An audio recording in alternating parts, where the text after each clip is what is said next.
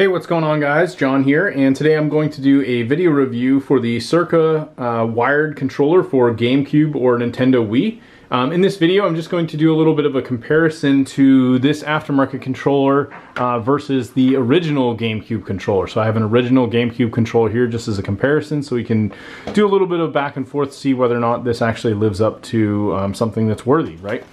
So I've already taken off the tabs here, but I haven't actually unboxed it yet. So this will be my first time kind of getting a feel for this particular controller.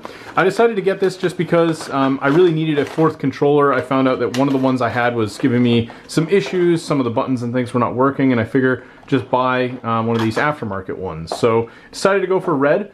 This is actually kind of cool, and you don't even notice it from the outside, but this particular controller has kind of a purple and red color scheme. The Z button is purple, and then you've got your triggers back here. Very obvious here, there's just a big blank space where normally the Nintendo GameCube branding would be. Overall, the joysticks feel pretty tight. You know, if I'm comparing it to the original here, this almost has a much looser feel. This definitely is much tighter in terms of the left joystick. The right joystick, again, similar, very loose on the original, but a little bit stiffer on this one.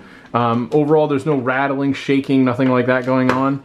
In terms of the button feel, I'd say probably pretty spot on. I do notice the A button is actually a little bit higher on the aftermarket one versus the original, and it has more of a very like soft touch on the original, whereas it's more of a firm push on this. Really nothing that's too big of a deal, obviously, when you're playing. But overall, I do notice the buttons feel like they're just a little bit harder to push down almost, I guess is the best way to describe it. The start button, similar feel. D-pad, you know, probably, I'd say almost roughly the same, honestly, just kind of feeling them as comparably as I can. L and R, you can almost hear just some of the mechanics inside. This has more of like a clicking sound with the original.